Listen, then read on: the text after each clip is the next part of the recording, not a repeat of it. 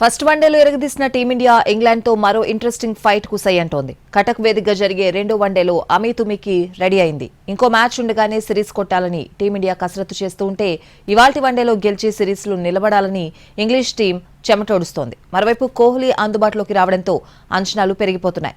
మరి ఈ super Sunday మ్యాచ్లో అదరగొట్టేదెవరు? ఇంగ్లాండ్తో 3 వన్డేల సిరీస్లో బోణీ కొట్టిన టీమిండియా మరో ఆసక్తికర పోరుకు సిద్ధమైంది. ఇవాళ కటక్ వేదికగా జరిగే రెండో వన్డేలో ఇంగ్లాండ్తో అమీతుమీ తేల్చుకోనుంది.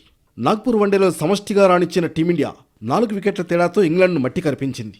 రెండో వన్డేలోనూ అదే జోరును కొనసాగించి మరో మ్యాచ్ మిగిలి ఉండగానే సిరీస్ కైవసం చేసుకోవాలనే పట్టుదలతో టీమిండియా ఉంది.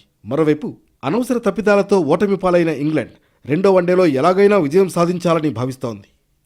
ఇప్పటికే కటక్లో 2 టీంలు ఫుల్ ప్రాక్టీస్ చేస్తున్నాయి. ఫస్ట్ వన్డేలో ఈజీ విక్టరీ కొట్టిన రోహిత్ సేన ఇవాల్టి మ్యాచ్లో టీంలో మార్పులు చేసే అవకాశం కనిపిస్తోంది. మోకాల నొప్పితో ఫస్ట్ మ్యాచ్కు దూరమైన స్టార్ బ్యాటర్ విరాట్ కోహ్లీ కటక్ వన్డేలో ఆడే ఛాన్స్ ఉంది. కోహ్లీ వస్తే ఓపెనర్ యశస్వి జైస్వాల్పై వేటుపడే అవకాశం ఉంది. కోహ్లీ ప్లేస్లో టీంలోకి వచ్చిన శ్రేయస్ అయ్యర్ అద్భుతమైన బ్యాటింగ్తో హాఫ్ సెంచరీ చేసి విజయంలో కీలక పాత్ర పోషించాడు. దీంతో అయ్యర్ ప్లేస్ సేఫ్ అనే టాక్ వినిపిస్తోంది. ఒకవేళ జైస్వాల్పై వేటు పడితే రోహిత్ శర్మ, శుభ్మన్ గిల్ ఓపెనింగ్ చేస్తారు. విన్నింగ్ కాంబినేషన్ను మార్చవద్దని భావిస్తే రెండో వన్డేలోనూ కోహ్లీ బెంచ్కు పరిమితమయ్యే అవకాశాలున్నాయి.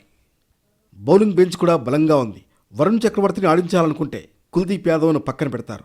మహమ్మద్ షమీకి రెస్ట్ ఇస్తే హర్ష్దీప్ సింగ్ తుది జట్టులోకి వస్తాడు. కానీ బౌలింగ్ విభాగాన్ని మార్చే అవకాశాలు పెద్దగా లేవు. ఛాంపియన్స్ ట్రోఫీ 2025 కోసం ప్రయోగాలు చేయాలని భావిస్తే మాత్రం రిషబ్ పంత్ని కూడా ఆడించొచ్చు. ఛాంపియన్స్ ట్రోఫీకి ముందు team India captain Rohit Sharma form అందరినీ ఆందోళనకు గురిచేస్తోంది. నాగ్పూర్ వేదికగా జరిగిన తొలి వన్డేలో హిట్ మ్యాన్ కేవలం 2 పరుగులు మాత్రమే చేసి అవుట్ అయ్యాడు.